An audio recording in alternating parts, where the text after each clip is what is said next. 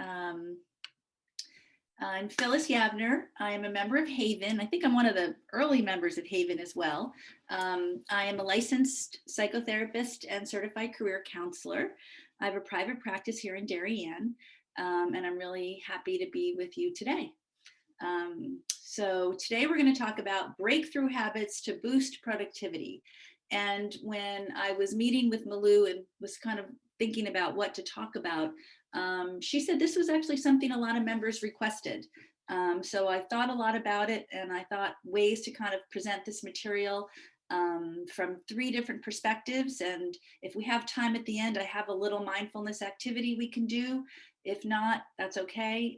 But I really am excited to talk to you about this topic today. How do I don't know how to move. Oh, got it. Okay. So what is a habit? A habit is a routine or practice performed regularly, an automatic response to a situation. So notice the word automatic. Habits are formed through a process called long-term potentiation. When neurons fire together, they wire together and become ingrained. And it's really important to understand, I'm going to talk a little bit about this, about, so much of our habit is subconscious.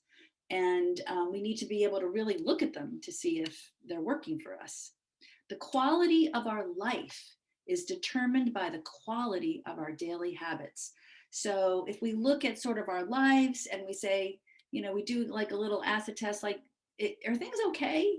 Am I feeling good about stuff? And what's not working for me? Oftentimes, if we can kind of peel back and look at our habits and look at what's going on, we can begin to see kind of what's automatically, subconsciously happening, that maybe we can make some changes. There are 3 kinds of habits. There's productivity habits, there's physical habits, and there's mental habits.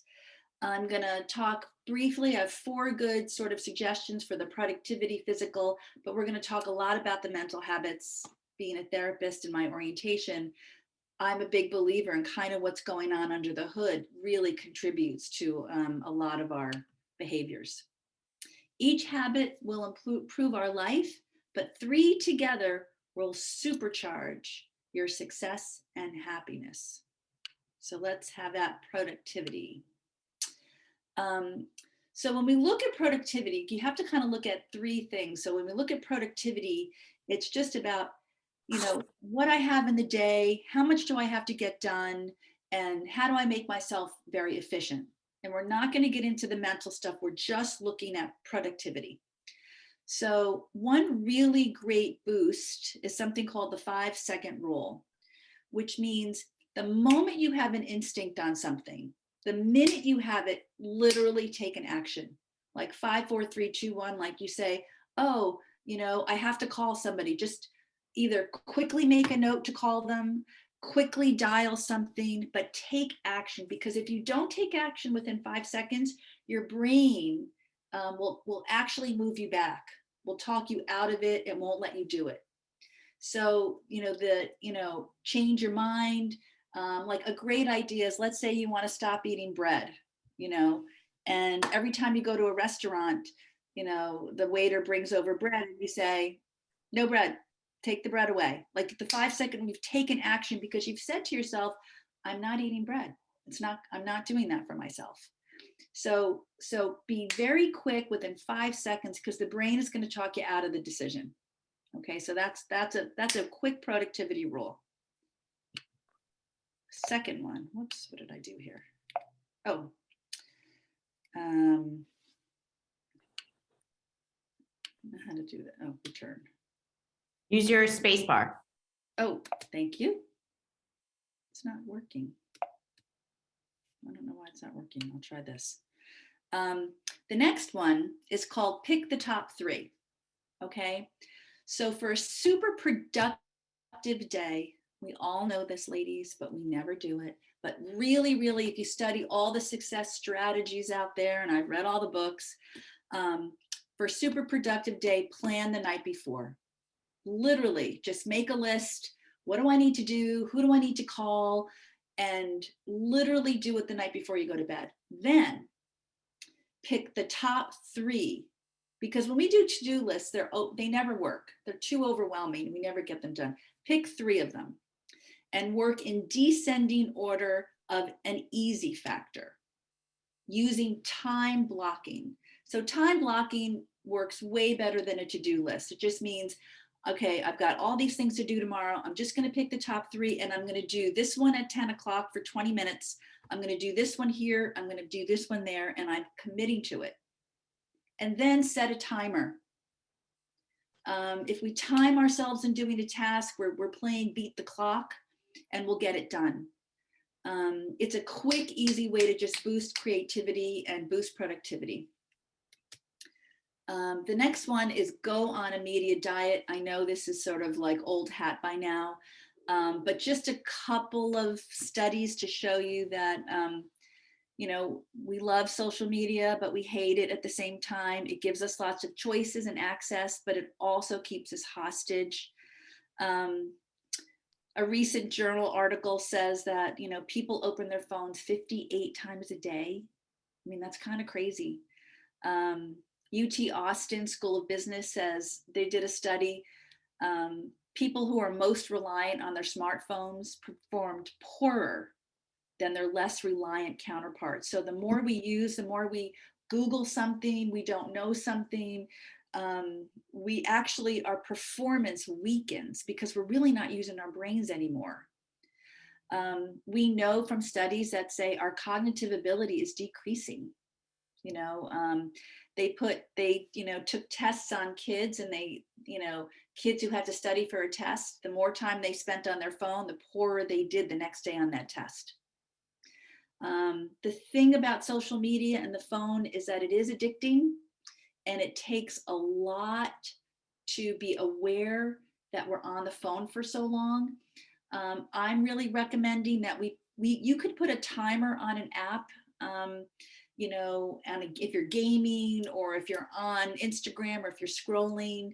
A lot of the work that I do, because of COVID, so many of us have become so dependent on social media, and because it's our only access, because we're not seeing people. So our addiction to social media has increased.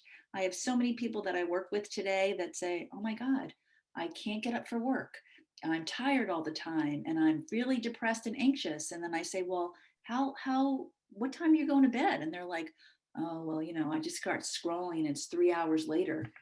You know, like how many of us do that? You know, before you know it, the half hour goes by. So we really, really, really have to be intentional, and think of it as a diet. You know, it's not good for us all the time. We have to have social media in small doses. So try and put an app on your phone for your games. And I know this is just, we all know this, but sometimes it's a good reminder. I love this one. Harness the power of momentum. So to boost productivity, we know that a body in motion keeps moving until something's, I can't really see my thing because, hold on. It's the law of inertia, that like something keeps moving until something stops the momentum. You know, achievers who get into a groove, they keep busting the move, they keep moving, and they end up accomplishing more. The flip side of momentum is what they call the compound effect. Negative habits going unchecked can work against you and send you in a spiral.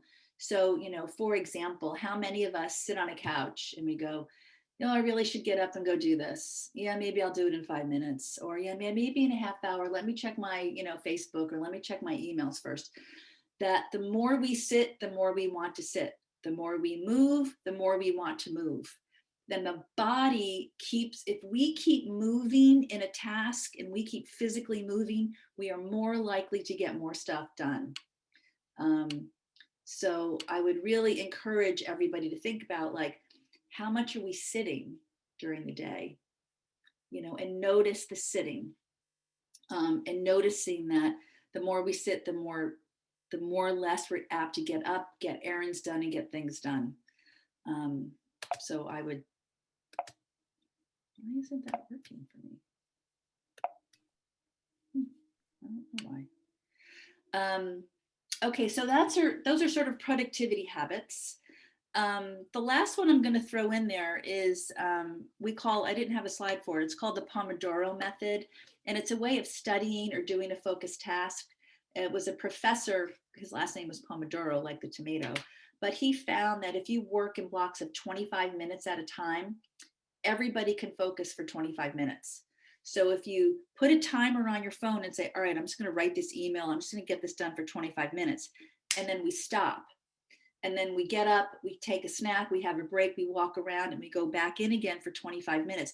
The body is able to stay focused much longer if it works in 25-minute increments. And that's great for students who are studying, any of you who are mothers or working with children. Our ability to sustain attention has diminished in the last 10 years. So we are struggling with distraction and we are struggling with focus. And that's a scientific proven method that I'll sort of throw out there. I know you've heard it all before, but I cannot emphasize the power of sleep as a physical habit. The reason being is, the insomnia today has become a crisis.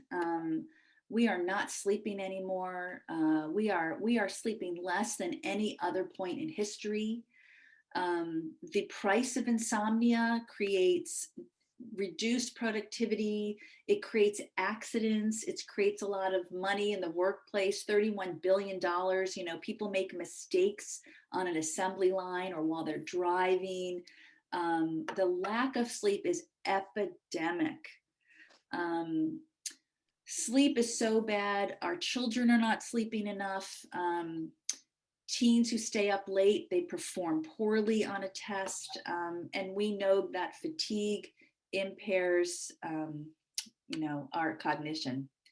If you're tired, you can't remember anything. Our mood becomes so unstable due to sleep. Working in the field that I work in, so many issues of anxiety and depression can be solved with sleep. It's really interesting. When we don't have sleep, we don't have good judgment. Lack of sleep increases accident risk. When you aren't well rested, we know health suffers. You have to think of your brain as a battery, and every night we plug it in. It needs to reset. It needs to replace, rewire itself, integrate what's happened during the day. If you're not sleeping, we can talk about this later if you want to, go get help. Talk to your doctor about sleep. If you're sleeping because you're anxious, if you're sleeping because you're worried, talk to a therapist about it. I cannot stress more enough how the simple act of sleeping can increase productivity. And I'll go through some of these. I know all of you know these, but when we're not feeling productive and we're feeling anxious, oftentimes it's because we have increased cortisol in our bodies, and cortisol is the stress hormone, and serotonin is the calm down, focused hormone. And when we're uptight and we're stressed and we're anxious, we don't have access to serotonin.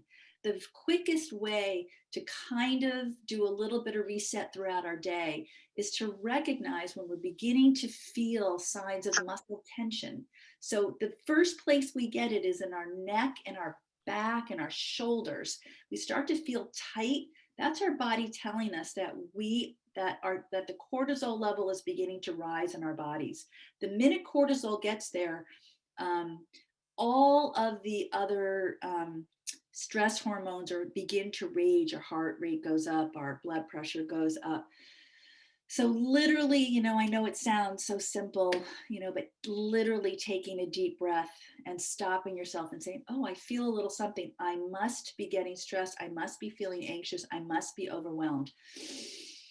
Let me just breathe in. There are many types of deep breathing exercises. We know that if we breathe in to relax certain muscle groups, it takes such a short period of time. It really, really, really on a physical level helps us become more focused and more productive. This sounds a little, I mean, you've heard it before, but your mother said sit up straight, or the teachers always said sit up straight. Well, oddly enough, there is science behind the sit up straight. They have done, there's a woman named Amy Cuddy who wrote a book years ago called Presence.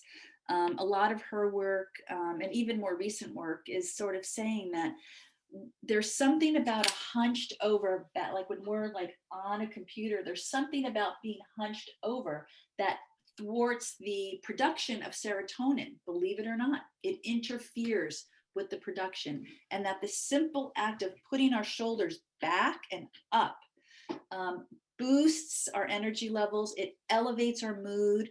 It boosts our ability to be persistent. So if we have a difficult task that's draining us, or it's requiring a lot of mental activity, if we just put our shoulders back, we can almost let the anxiety roll off our spine. So that's another simple way. Focused breathing, you've all heard of this.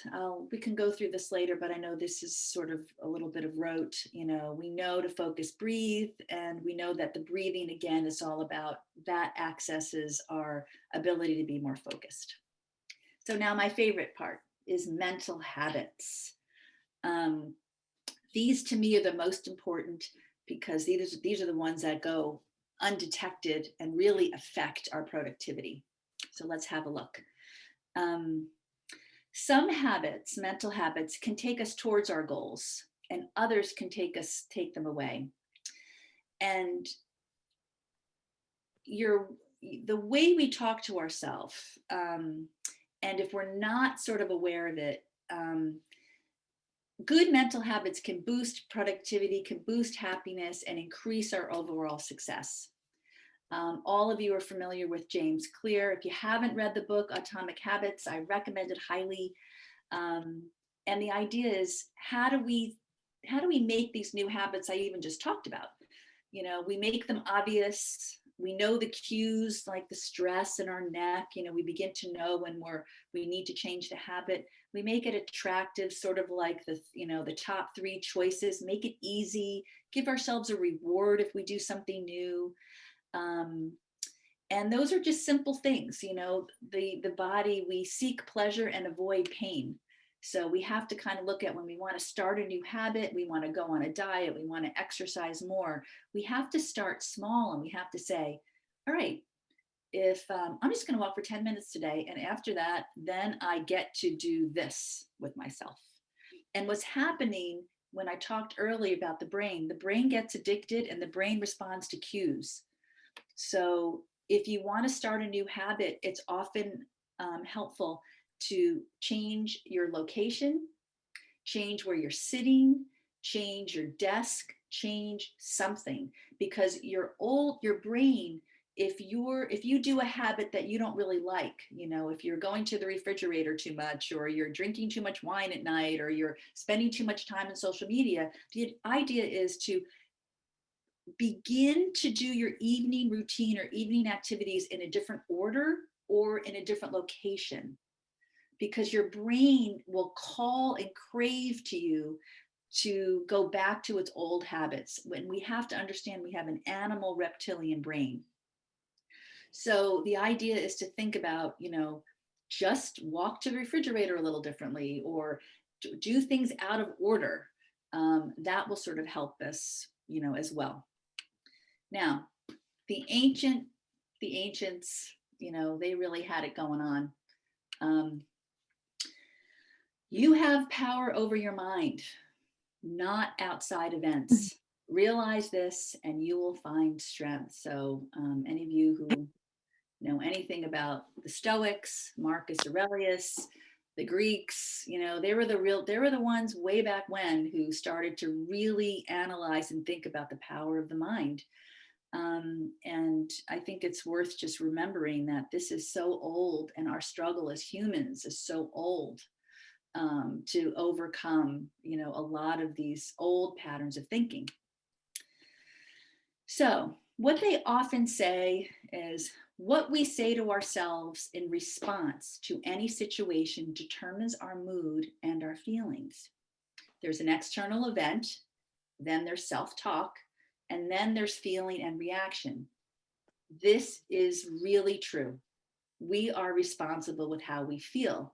And you look at me and say, that's not true. You know, I'm very sad.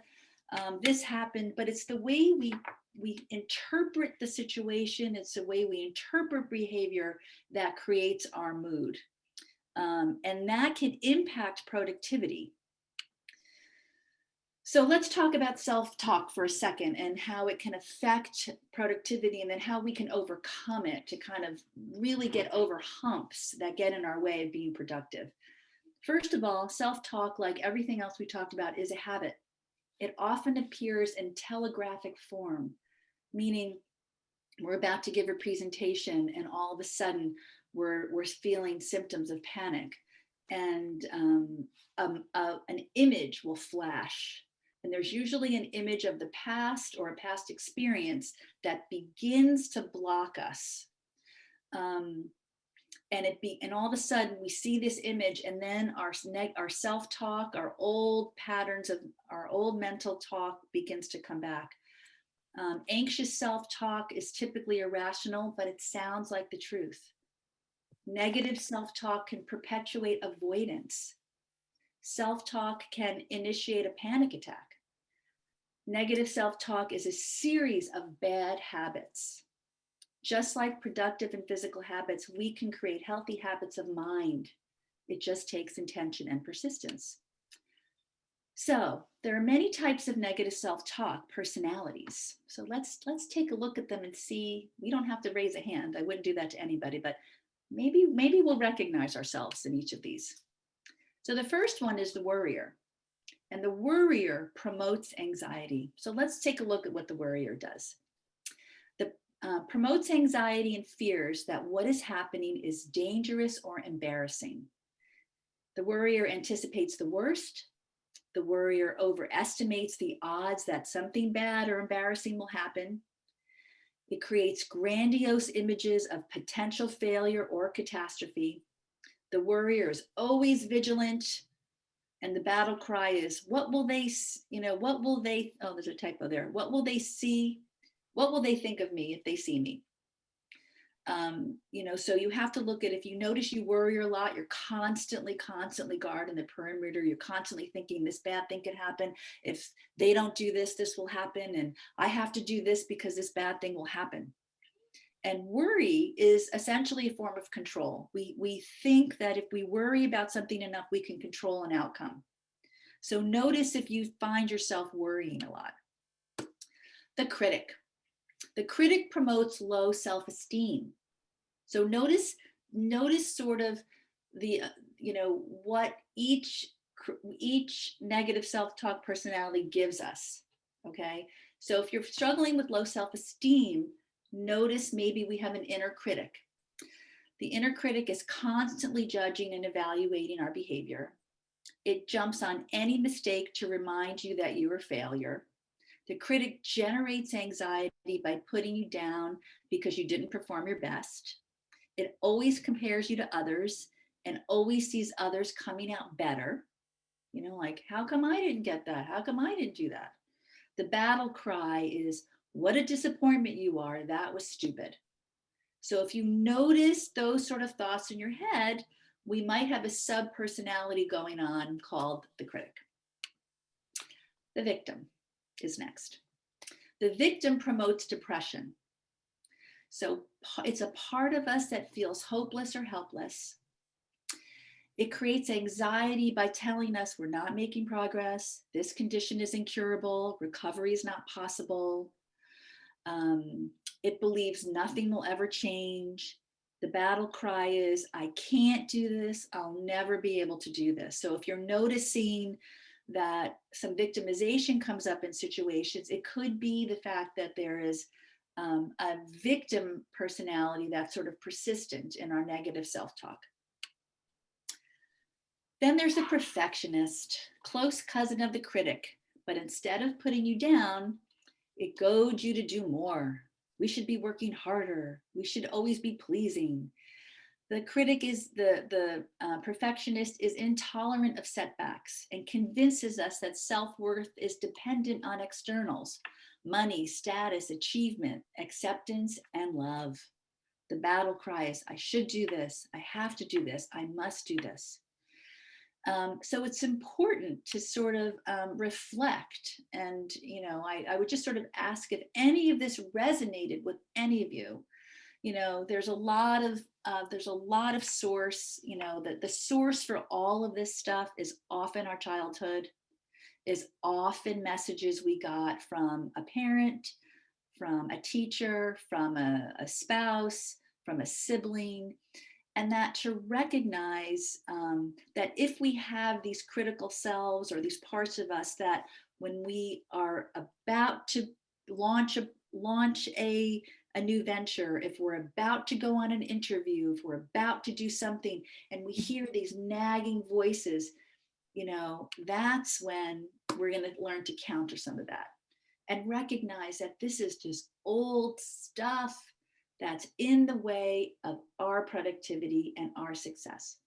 So how do we do this when we start noticing these little, these little critical personalities? We use the Socratic Method. So when I mentioned sort of Marcus Aurelius back then, if you read a little bit of or study any bit of sort of Socratic sophists, or the theory of that is that they worked, and maybe Michelle, I know you're a lawyer too, like the Socratic method of questioning, is really the wonderful skill to use in looking at some of these thoughts.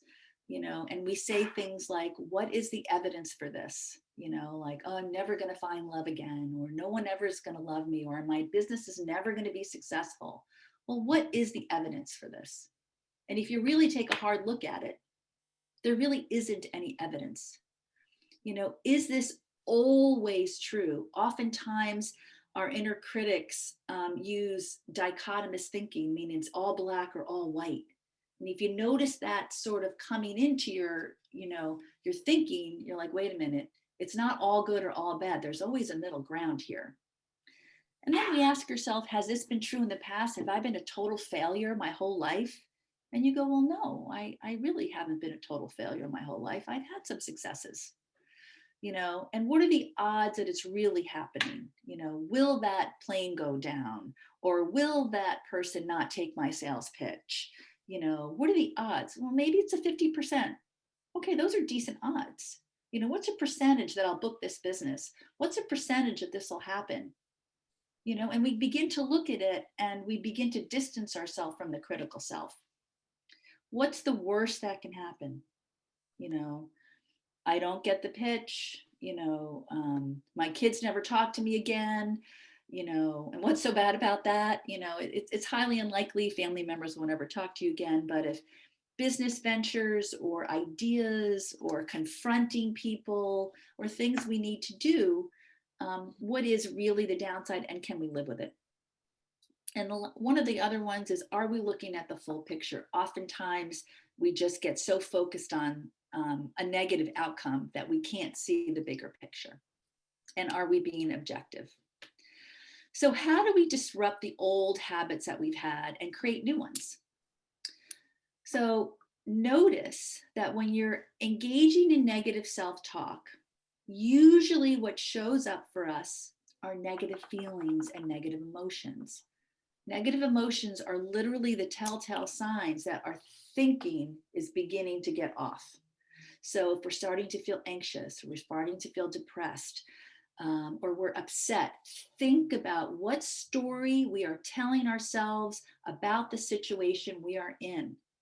Stop and ask ourselves, why am I telling myself to feel this way? Do I really want to do this to myself right now? Is this helping me? Do I really want to stay upset? So the idea is, once we can sort of notice that the physical symptoms and the mood is starting to shift and get negative, that's our sign that says, this is what's in my way of my productivity. I'm not good enough. I'm a failure. It's not perfect enough. I need to do 10 more drafts. Wait a minute. Why am I telling myself this? Do I really want to do this to myself? No, I want to move forward. I want to make money in my business. I want to be successful. Do I want, no, I don't want this. Great. Then what do we do in that moment? The minute we start feeling that, the moment is that we quickly recognize this and we shift. We have to do a shift because that brain, remember I talked about how that brain, is addictive and it wants to go pull us back to our old habits. And the things I talked about in the beginning, move, like get up, make a decision, talk to someone, take a shower, listen to music, take a breath. We have to literally move our body, shift our mind so that we disrupt the brain from dragging us back and keeping us from attaining our goals. It's really important. So the way through this negative sort of cycle is self-compassion. Self-compassion helps us create new healthy habits of the mind. So when we're noticing some negative self-talk and we're noticing like self-sabotaging talk and some self-loathing, we speak to ourselves that how you would talk to a child who is struggling or a good friend. And we use the third person voice. We say, Phyllis, come on now. You're a good person. You can do this. You're just having a little bit of a setback right now. You can get through this. You've had obstacles before. Take a deep breath, and this is okay. And so using self-compassion helps us forgive ourselves. It helps us be kind to ourselves, and it helps us get out of sort of that negative self-talk cycle. We give ourselves a pat on the back and remind ourselves that we're all human. I'm just a little human being. I'm doing my best in the world. And we are all works in progress. And a lot of this takes intention and reminding and ultimately to just love and accept ourselves. And then we simply just get back to our day. So if we have a moment, I'll take some questions. I can do a little mindfulness exercise that'll take a minute if you want, but I know some of you have to leave. But I thought I would share that with you and hopefully answer some questions. So I don't know how to do that. Yeah, if you want to ask a question, you can just unmute yourself and ask a question. Okay. Anybody have any questions? I mean, I have many questions. Okay. I don't want to monopolize. Go ahead. Go ahead. No, my problem I find sometimes when I go to that place of worry or anxiety, I go through all those steps. I take the 5 seconds and I, think about it and I talk myself out of it. And then I go back and then I talk myself out of it. And then I go back and then I it's kind of like a cycle that I can't let go of mentally until it's resolved. So how do you break that habit? Because a lot of the things that I worry about are out of my control. It's a control, right? So I can't control other people. So until I get that text back that everything's okay, it comes for 5 minutes and then it disappears for 10 and then it comes back for 2 and then it disappears for 20. But until I get that confirmation, so we need all over the place. We need the check. We need reassurance. Right. Okay. So what I'm hearing is we need reassurance, knowing that that person is safe or that everything is okay. Because I am then in the state of high alert and I'm constantly monitoring to make sure everything is okay. And what you said was so important. I have this little kind of, we could do this. It's really kind of interesting, but this might be really helpful. So this little circle is what we're stressed out about. Okay. And if you would literally everybody do this, take out a piece of paper and I'm going to walk you through this exercise. And Jennifer, this would help you too. So if you get a piece of paper and you put in the middle, what are you stressed about? What are you worried about? What's bothering you? And everybody has that. Okay.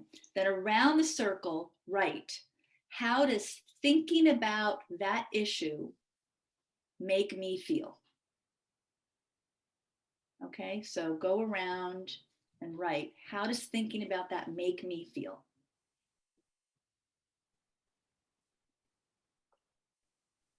And think about the feelings, the emotions. Am I sad? Am I happy?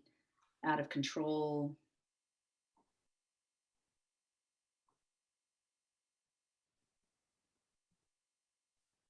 Okay. Now I want you to put that piece of paper down, and I'm going to just literally ask you to just trust me for a moment, close your eyes, and I want you to imagine a place in your life where you feel completely calm. It could be a childhood place, it could be a vacation spot, it could be imaginary, it can be a book, in a book, a movie, but a moment in time that you can recall that you feel completely calm. And I want you to just sort of land in that spot, and I want you to think about, what does it smell like? What sounds am I hearing? What smells? What am I seeing? What's the temperature? And I'm literally going to just give you 1 minute to deepen, deepen, deepen, to go into your calm place. And just take some deep belly breaths. Breathe in calm and breathe out stress.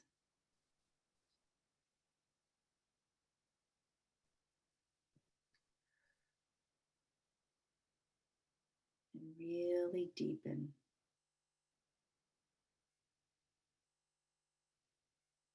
And just stay there. And as your mind sort of wanders a little bit, ground yourself in where you are. Notice the sounds of nature. Notice the smells. And the deeper you vivify with your 5 senses, the deeper we can get into that moment.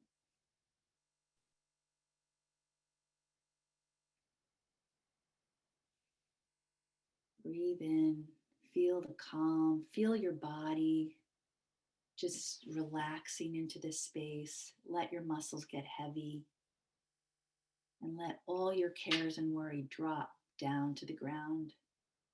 In this moment, you don't have a care in the world. In this moment,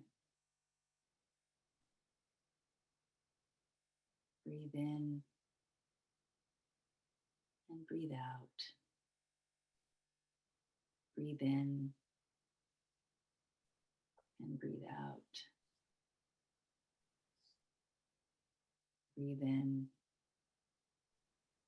and just surrender to this moment.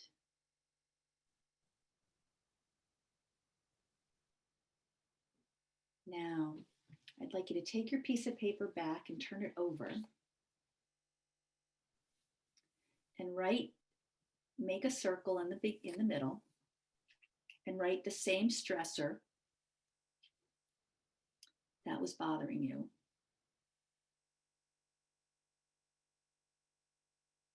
And then write around the circle, how do you feel about that issue now?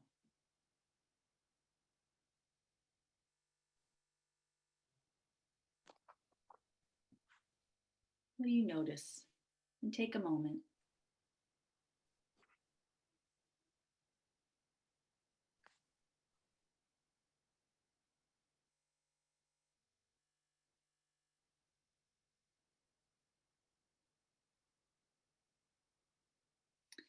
And how many of you, as you're writing, notice, you can just, you don't have to share, but if any of you notice there was a shift, did you notice there was a little softening? There was a little bit of a shift. Michelle, she got a shift. Anybody else feel like a little bit of a shift in terms of their perspective on it? Yeah, this is Laura Stuckey. I did. I've done that before, where you take yourself to a place that's very calming. And that always seems to work. So yes, I had a shift. And Good. you cost me a plane ticket to Florida. So I just Okay. And, you know, and here's what's so important about the shift. And I'm going to do one last exercise. So Jennifer, this is for you. So imagine for a moment you have a lemon in your hand. Okay, so put your hand out and imagine you have a lemon. Okay, and I want you to squeeze the lemon, and I want you to feel like this, you know, the skin of the lemon, and sort of it's a little slippery and slimy. And I want you to imagine for a moment that the lemon gets cut in half and you're squeezing it. And I want you to close your eyes right now. Close your eyes. Notice this lemon is like all juicy and it's sticky. And now what I want you to do, I want you to bring the lemon right to your mouth. And I want you to imagine taking a big juicy bite out of this sour lemon. Ugh. And just do it. Pretend it's really there. Okay? Now, when you do that, how many of you noticed that your salivary glands got you noticed more liquid in your mouth? How many of you noticed that? Okay, great, wonderful, yay, my work is done. Because guess what? Was there a lemon in your hand? No, but notice how powerful your thoughts were. Notice the power that your thoughts made your body secrete more saliva. So that tells you how visceral, how our thoughts are so powerful. So to your question is, why is it important to get calm? Because we cannot be anxious in a calm body. If a body is calm, the thoughts, anxious thoughts cannot sustain themselves. They can't be fed. So if we want to look at all of these things we talked about today, sleep, some of these breathing exercises, going outside, shifting our attention, they all contribute drop by drop to calming the body down. And when the body is calm, we have more control over our thinking. Does that sort of help? Yes. Does that make some sense? So Absolutely. this is hard stuff, ladies. Let me tell you, this is not easy. I wish someone would invent a pill. It'd be so easy to pop a pill, but this is a habit. So like committing to exercise, committing to sleep, committing to good thought hygiene is the same thing. And we practice it a little at a time. And every time you notice yourself going in that direction, just stop, pat yourself on the back and say, oh, there I am doing that again. Let me take a deep breath. A deep breath cuts off the thought process. And we just chip away a little at a time. It's the best we can do. One step at a time. Does that help? Jennifer? I have one Yeah. Yeah. Go ahead. This is Monica. I just have one question. I tend to have the challenge with brain fog. Like I study this, I guide meditation, I'm a yoga teacher. Okay. And just the past couple of years, it's been the brain fog. So, you know, I know getting outside helps, and, you know, I'm taking my vitamins, so I'm sleeping well, but you know, that's been my greatest challenge, I would say, the past couple of years. Describe the brain fog. What are you talking about? It just really feels almost like a heaviness on on my head, you know, like I just feel like there's a cloudiness there. Like the thoughts are not as vivid as I like them to be, you know, so I can just kind of get caught where I just feel like I'm slowed down because of it, you know, so it just, and exercise, like you're just not having access to thoughts that are coming quickly again. Like there's just like you're just feeling slow. Yeah, feeling kind of slow, low energy. And, you know, I mean, partly definitely it's, you know, what's going on over the past 2 years. Say that, or yeah, it could be, you know, sometimes some of that lack, that piece is, I mean, I just lost you. It could be, I mean, are we out enough? Are we getting enough contact with people? Yeah, it's probably that. I think that too, that lack of that one-on-one conversation. Yes. I feel it because I know my energy goes up when I meet Then friends. there it is. I think our bodies have absolutely deteriorated. So much we're going to be reading about the effects of COVID for years. And, you know, I think, to your point, I think this has a lot to do with engagement. Yeah. And just being more socially engaged. Yeah. Great. Thank you. Okay. Anyone else? Yes, I have a question. This is Laura Stuckey with Moses Grace. I have a problem because it's not so much that I'm looking at myself for maybe I don't want to say help or so, but because I am dependent on other people, some people across the world, a lot of this, and your earlier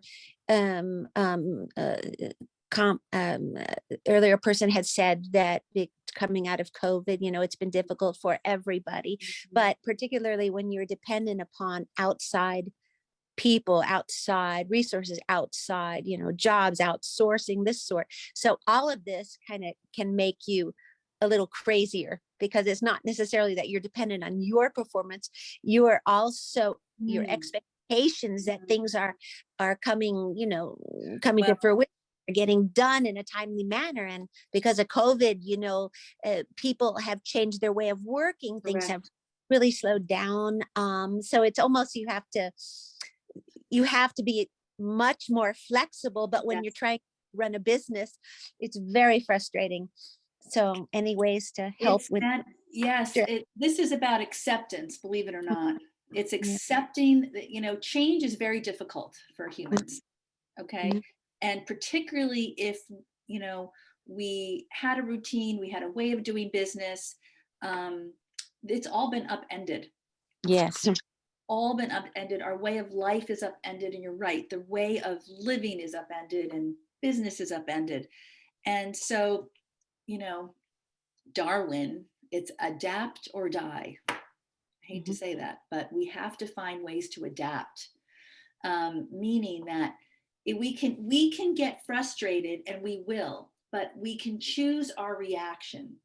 So a lot of this is about, we can't control what's happening to us, is what sort of Jennifer was saying before. You know, we can't control all the different moving parts, but we can control how we react to it. So we can look at it and say, you know what, I have to accept things I cannot change. This, you know, the serenity prayer, the wisdom to know the difference, meaning I can't, you know, supply chain issues, I can't change.